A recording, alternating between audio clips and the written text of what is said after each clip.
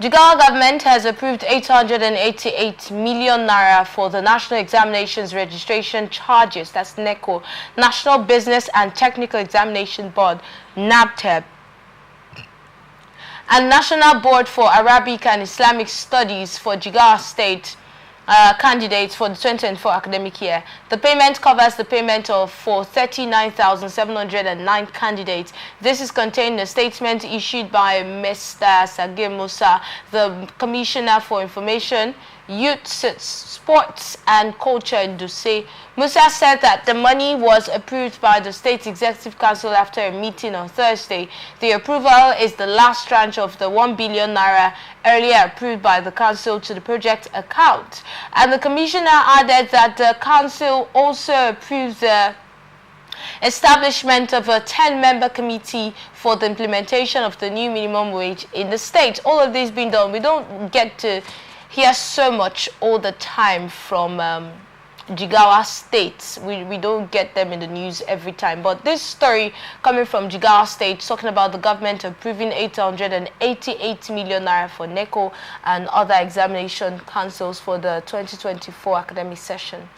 Let's get your thoughts. Beautiful. But I hope that the money gets to the right persons. We're hearing the figures now. 800 and whatever million. 88 million. Good. I hope that the money gets to the students, because look at the many students that are sitting for JAM, yes, NECO, WAEC. A lot of them can't pass the exams. And most of our universities have to continue to review their cutoff mark and cutoff points to accommodate more. So it is a warning sign that there is something wrong with our education.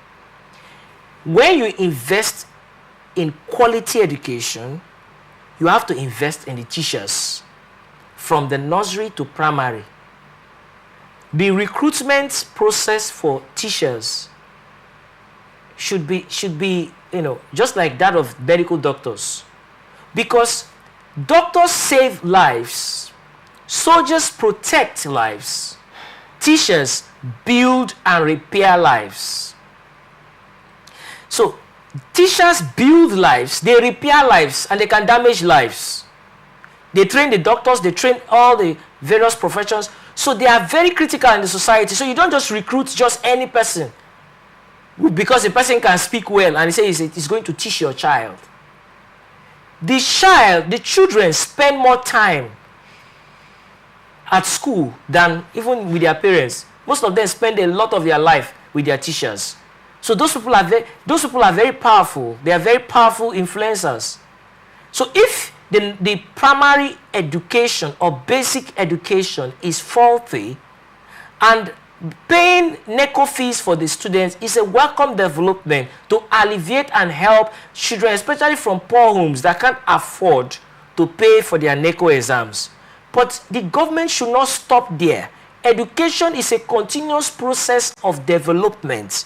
And that development must involve the parents, the government, everybody coming together to ensure that we raise and build a child who will become a builder and repairer of the society. If we want to have a stronger society, we need to have more educated people, not just people who went to school and speak English alone. No.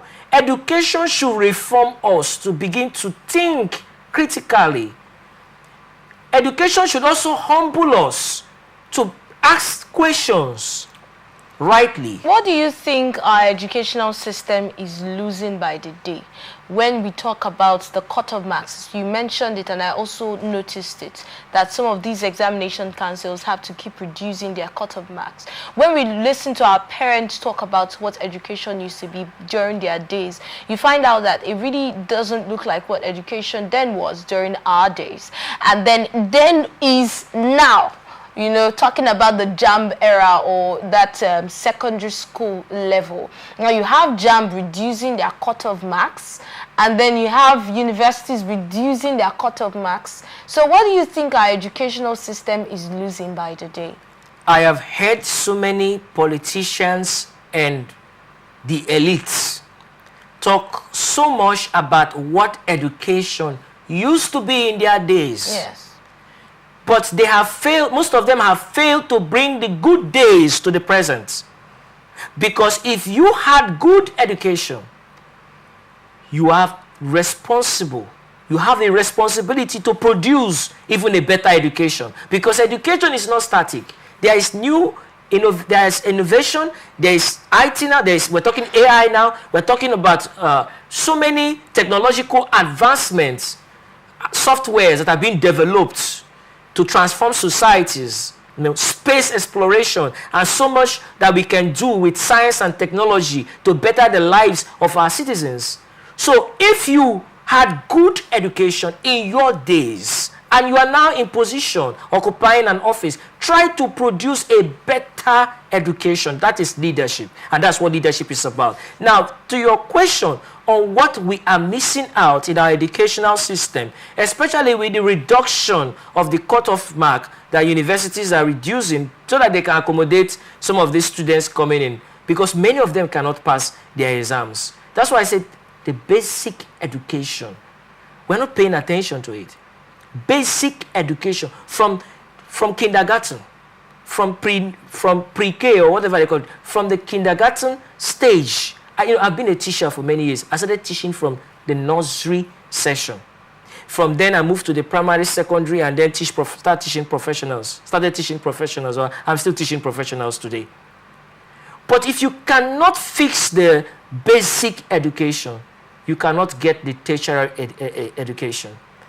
From the basic education, you begin to build the children to grow, to not just go to school, but to have a meaning of school and to have a meaning of education. Many people are in school, but they have lost the meaning of education. Education to them is because their parents want them to go to school, not because they want to go to school to acquire a knowledge that can equip them. We had that during our time. We had a lot of us who went to school because our parents wanted us to go to school. So what changed? If we had that same reason back then, we still have that reason now, is it enough to begin to deteriorate the quality or the standard of education? Take a look at the average primary school in Nigeria, or let's use public primary school in Nigeria, and then look at public schools in US, Canada, UK, and even some of these Asian countries. You begin to ask yourself, yes, the societies are different, they have different cultures, but let's just look at education. Let's just look at the schooling system. Go to most of our public schools. The infrastructure alone is broken. Some of the teachers in those public schools, some of them come late to work. Some of them will just come and they'll drop a lesson notes for the students to copy. They're always copying notes. Off they go to their own personal business.